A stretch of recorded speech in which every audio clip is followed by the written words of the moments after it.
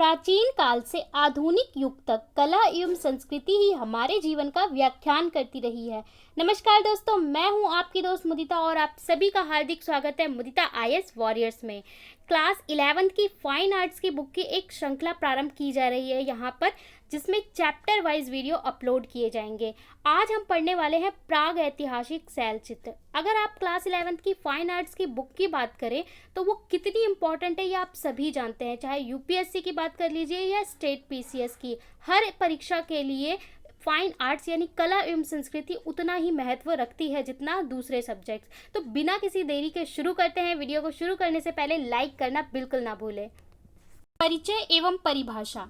जैसे कि मैंने आपको बताया कि आज हम चैप्टर 1 प्राग ऐतिहासिक शैल चित्र पढ़ने वाले हैं। तो शैल चित्र के बारे में जानने से पहले ये समझ लेते हैं कि प्राग ऐतिहासिक किसे कहते हैं, इसकी परिभाषा क्या है। थोड़ा सा बैकग्राउंड और इंट्रोडक्शन देख लेते हैं। प्राग ऐतिहासिक यानी अत्यंत प्राचीन अतीत यानी बीते हुए काल को जिसके लिए ना तो कोई पुस्तक है और ना ही लिखित दस्तावेज उपलब्ध है, उसे प्राग ऐतिहासिक कहा जाता है और इसे या फिर प्राग ऐतिहासिक काल कहा जाता है। साधारण भाषा में आप समझ सकते हैं जिसका ना तो हमारे पास कोई रिटन रिकॉर्ड है, ना तो उस वक्त कोई भाषा विकसित हुई थी, लिपि थी, इसलिए उस टाइम को क्या कहा जाता है, प्राग ऐतिहासिक। इतिहास से भी पहले की बात को प्राग ऐतिहासिक कहा जा रहा है। आमतौर पर इसको हम पूरा पाषाण युग कहते हैं। जैसे आपने पढ़ा होगा पाषाण युग, मध्य पाषाण, ठीक है, ताम्र पाषाण, तो इसी को कहते हैं पूरा पाषाण युग। ठीक है, पूरा पाषाण, पाषाण युग से पहले का टाइम पूरा पाषाण। और दूसरा इसका नाम है पुराना पत्थर काल भी कहा जाता है। तो इसके क्या क्या नाम हो गए, प्राग ऐतिहासिक, पुराना पत्थर काल या पूरा पाषाण युग। ये सारे इसके पर्यायवाची यानी कि सिनोनिम्स हो गए। ठीक है, उसके बाद शुरू करने से पहले आप 2 मिनट के लिए रुकिए और मुझे बताइए, क्या अभी कभी भी आपने ये कल्पना की है कि जब लोगों के पास कोई भाषा नहीं थी, लिखने का साधन नहीं था, तो उस वक्त लोग चित्रकारी कैसे करते थे, किस तरीके से पेंटिंग करते थे। ठीक है, फर्स्ट किस तरीके से पेंटिंग करते थे, सेकंड क्यों पेंटिंग करते थे। अगर आज के टाइम में आप देखेंगे तो आज के टाइम में चित्रकारी एक आर्ट है, एक प्रोफेशन है, लेकिन उस वक्त, ये उस समय की बात है, सिंधु घाटी सभ्यता से भी पहले की बात है। तो अगर उस टाइम का जो पीरियड था, उस वक्त लोग क्यों चित्रकारी करते थे, क्या उद्देश्य था उनका और किस तरीके से करते थे। अगर आपने कहीं पे भी कुछ पढ़ा है तो मुझे कमेंट बॉक्स में बताइए, आगे मैं इसका उत्तर आप लोगों को स्वयं दूंगी। ठीक है, अगर ये जो हम बात कर रहे हैं ये एनसीईआरटी से पढ़ाया जा रहा है, तो अगर आपके पास एनसीईआरटी नहीं है तो उसे खरीद लीजिए या फिर उसका पीडीएफ भी डाउनलोड कर सकते हैं और वीडियो देखने के बाद एक बार उसका रीडिंग ले लें। चलते हैं हम नेक्स्ट पे। उस समय ना तो कागज था, ना ही कोई भाषा या लिखित शब्द। प्राग ऐतिहासिक को अक्सर प्राग ऐतिहासिक काल यानी प्री हिस्टोरिक टाइम कहते हैं। उस वक्त हम लिखते क्यों नहीं थे, क्योंकि ना तो कोई कागज़ था पेपर बनाने की, ना तो मशीन थी, ना तो चीज़ें थी, ना तो कोई भाषा था। आप इमेजिन कर सकते हैं कि लोग कैसे बात करते होंगे जब भाषा नहीं थी। हो सकता है कि वो किसी सिंबल में बात करते हों या इशारों में बात करते हों या कोई वॉइस जनरेट करते हों, आवाज़ निकालते हैं, जैसे आप देखते हैं कि पशु पक्षी बात करते हैं वैसे बात करते हों। हम केवल कल्पना कर सकते हैं और जो हमें सबूत मिलते हैं, प्रमाण मिलते हैं, उससे हम इमेजिन कर सकते हैं। क्योंकि एकदम अगर आप इतिहास की जब बात करते हैं, इतिहास पढ़ते हैं, तो कोई भी चीज़ को 100% नहीं कह सकते। जैसे जैसे उसकी खोज होती है वैसे वैसे हम जितना प्रमाणित होता है उतना ही बताते हैं। आगे क्या है, प्राग ऐतिहासिक स्थलों की खुदाई से पुराने औजार, मिट्टी के बर्तन, आवास स्थल और उस काल के मनुष्य और जानवरों की हड्डियां मिली हैं। अब दूसरी बात आती है कि हमें इन चीज़ों के बारे में पता कहाँ से चलता है, कि उतने पुराने समय की बात है तो पता कैसे चलता है। तो वो हमें पता चलता है खुदाई से। जब विद्वानों ने अलग अलग जगह खुदाई करनी स्टार्ट की, इस उद्देश्य से खुदाई नहीं करी थी कि हम पुरानी चीज़ों के बारे में जानते हैं। कई बार क्या होता है कि किसी संरचना को बनाने के लिए या तोड़ने के लिए खुदाई की गई, उसमें से कुछ चीज़ें निकली और फिर विद्वानों ने उसके ऊपर शोध किया, तब पता चला कि वो काफ़ी पुरानी, हज़ारों पुराने वर्ष हैं। अगर आप ये जानना चाहते हैं कि हम कैसे पता लगाते हैं कि कोई भी चीज़ कितनी हज़ार वर्ष पुरानी है, तो आप वो जान सकते हैं कार्बन डेटिंग से। अगर कोई साइंस का विद्यार्थी है तो वो समझ सकता है, वरना आपने हिस्ट्री में भी पढ़ा होगा कि कार्बन डेटिंग का एक तरीका होता है जिससे कितनी भी पुरानी चीज़ का लाइफ टाइम निकाला जा सकता है, वो कितनी पुरानी है। वो कैसे निकाला जाता है? हम सारे जितने भी अर्थ पे चीज़ें उपलब्ध हैं वो सब कार्बन का कंपाउंड है। ठीक है, कार्बन का कंपाउंड है और उसका एक टाइम पीरियड होता है जिसके बाद वो धीरे धीरे मतलब डिज़ोल्व होता जाता है, कम होता जाता है। तो उसी से कैलकुलेट किया जाता है कि कितना पुराना है। और भी कई मेथड विकसित हो चुके हैं आज के टाइम में जिनसे पता लगाया जाता है कि कितने हज़ार वर्ष पुराना है। तो जब इस तरीके की खुदाई की गई तो उसमें हमें ये सारी वस्तुएं मिली जो हज़ारों वर्ष पुरानी थी, सिंधु घाटी से भी पहले की थी। वहाँ से हमें पता चलता है कि प्राग ऐतिहासिक काल में भी चित्रकारी की जाती थी और भी उनके जीवन शैली के बारे में इन वस्तुओं से पता चलता है। उसमें औजार मिले हैं, मिट्टी के बर्तन मिले हैं, आवास स्थल मिले हैं और जानवर और मनुष्यों की हड्डियां मिली हैं। ये सारी चीज़ें मिली हैं। तो ऐसे भी प्रश्न आता है कि क्या क्या चीज़ें प्राग ऐतिहासिक काल से मिलती हैं। नेक्स्ट पॉइंट है, इन चीज़ों से प्राप्त जानकारी को और तात्कालिक मनुष्य द्वारा गुफाओं की दीवारों पर खींची गई आकृतियों को एक साथ जोड़कर विद्वानों ने एक अच्छा खासा विवरण तैयार किया जिससे प्राग ऐतिहासिक काल के लोगों का जीवन समझा जा सकता है। अगर हम बात करें कि उस वक्त का लाइफस्टाइल क्या था, यानी उस टाइम लोग रहते कैसे, तो उसको समझने के लिए ये शैल चित्र हमारी मदद करते हैं। इन पेंटिंग से, इन चित्रकारी से कैसे पता लगता है? जो उन्होंने चित्रकारी करी, उस चित्रकारी में वो लोग जानवरों को, इंसानों को वो चीज़ें दर्शाते थे जो वो करते थे, जो उनके क्रियाकलाप थे। क्योंकि उनके पास भाषा नहीं थी तो वो अपने क्रियाकलाप को चित्रों में दर्शाते थे। तो उन चित्रों को देखकर और इन वस्तुओं को देखकर ये पाया गया कि वो इस तरीके से रहते होंगे, इस तरीके से काम करते होंगे और पूरा उनके जीवन का जो तरीका है वो विद्वानों ने अच्छा खासा लिख के तैयार कर दिया। मतलब इमेजिन करना मुश्किल है कि इतनी पुराने वर्षों का भी हमारे विज्ञानियों ने जीवन चरित्र निकाल डाला। ठीक है, इसके बाद दूसरा प्रश्न उठता है कि प्राग ऐतिहासिक काल के मानव इन चित्रों को क्यों खींचा करते थे। मतलब इतने पुराने समय में, वही मैंने जो आपसे प्रश्न पूछा था कि मुझे बताइए वो लोग क्यों खींचा करते थे। आज के टाइम में तो प्रोफेशन है, लेकिन उस वक्त ये चित्र क्यों खींचा करते थे और कैसे खींचा करते थे?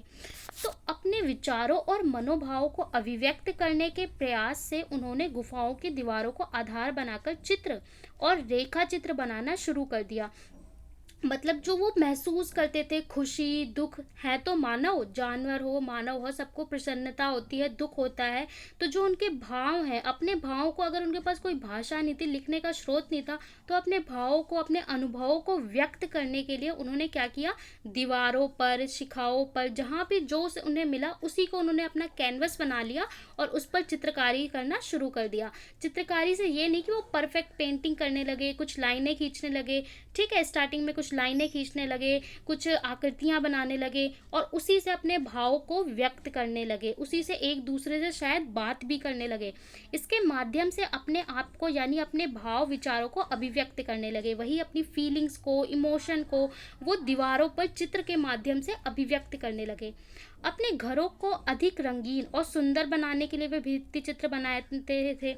पहला पॉइंट तो ये होगा कि अपनी फीलिंग्स को अभिव्यक्त करने के लिए। दूसरा ये कि अपनों घर को और सुंदर, मतलब जहाँ वो रहते थे, भले गुफाओं में रहते थे, पहाड़ों में रहते थे, तो उन जगहों को और ज़्यादा सुंदर बनाने के लिए, जैसे आज हम पेंटिंग्स करते हैं, वॉल पेंट करते हैं, वैसे ही वो भित्ति चित्र बनाते थे जिससे उनका घर और सुंदर लगे या उनका निवास स्थल और सुंदर लगे। और कारण हो सकता है कि उन्होंने अपने रोज़मर्रा के जीवन का दृश्य अभिलेख रखने के लिए ये चित्र खींचे हों।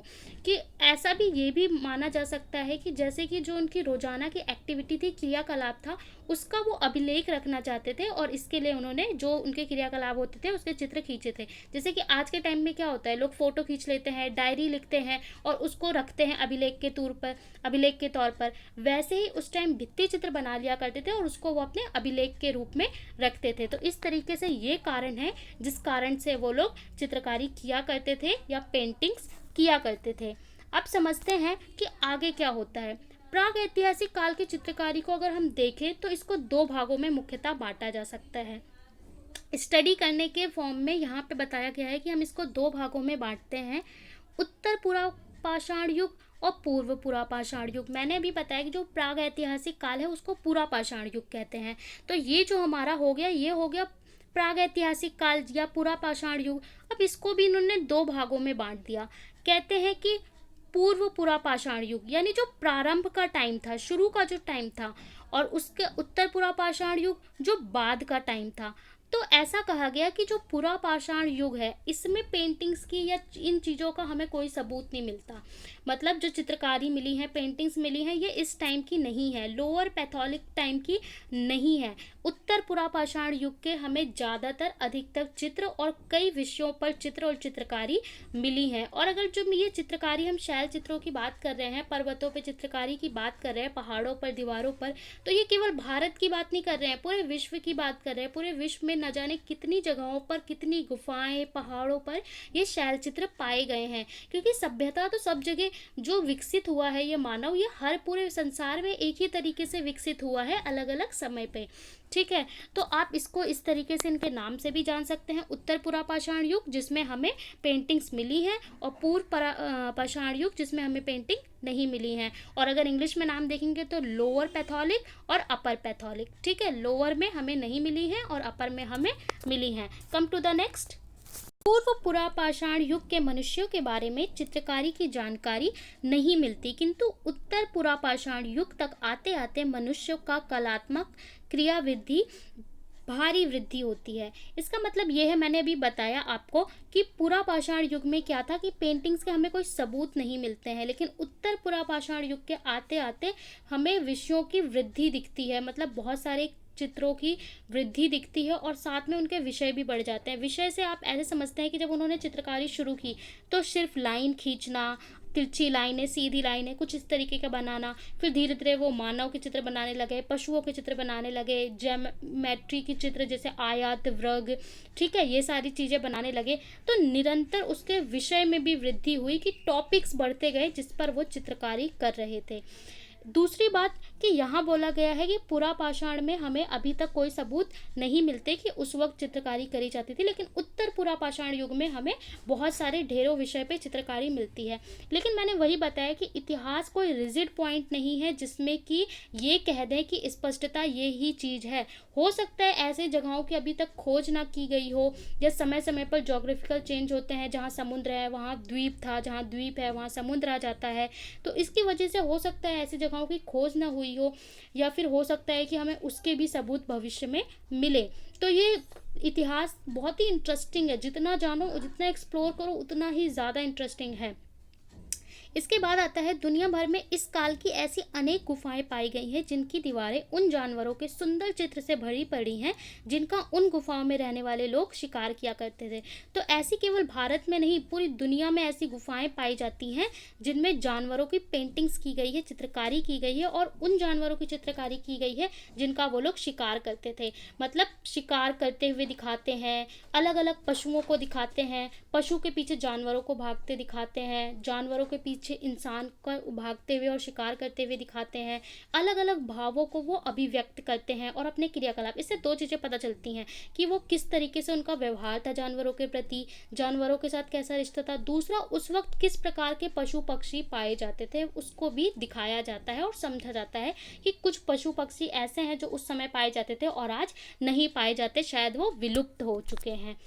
एक और इंटरेस्टिंग फैक्ट है जो जानकर आपको खुशी होगी कि भारत में सर्वप्रथम अगर खोज की गई थी तो वो 1867-68 में की गई थी शैल चित्रों की, और जिसे किसने किया था, जिसको आर्कीवोल्ड कनाल ने किया था। और जब स्पेन में खोज हुई थी अल्तमीरा की, उससे 12 वर्ष पूर्व, उससे 12 वर्ष पहले ही भारत में ये खोज कर ली गई थी। उसके बाद निरंतर भारत में, एशिया महाद्वीप में अलग अलग जगह पे खोज की गई और अलग अलग उसके जो अवशेष हैं अभी भी पाए जाते हैं।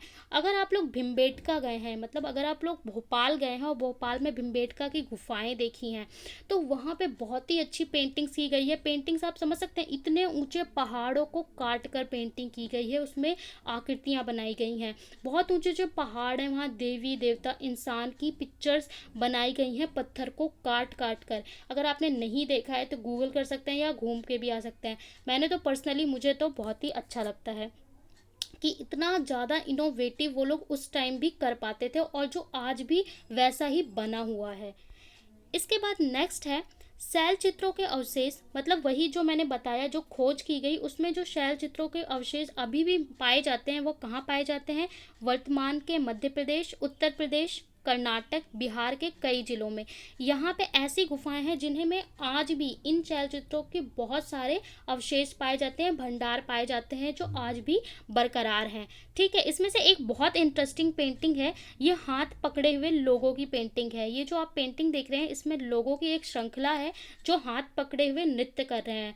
मतलब उस वक्त भी लोगों में यूनिटी की भी भावना भी थी, लोग एक साथ मिलकर भी काम करते थे और एक साथ मिलकर भी। बहुत ही इंटरेस्टिंग पेंटिंग कैसे ये बनाई हुई है ये दर्शाया गया है, इसे आप देख सकते हैं।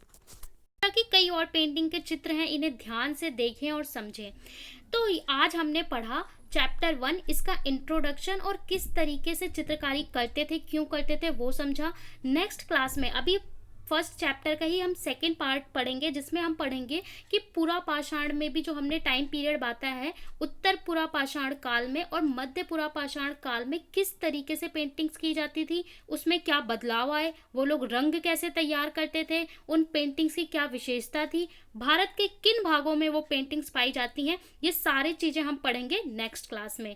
अगर आपने ये वीडियो नहीं देखा है 5 golden rules to crack UPSC, तो ये जरूर देख लें, प्लेलिस्ट में जाकर आपको बहुत हेल्प होगी। ये वीडियो कैसा लगा आपको कमेंट करके मुझे ज़रूर बताएं। वीडियो को लाइक करें, शेयर करें, सब्सक्राइब करें। देखने के लिए थैंक यू सो मच।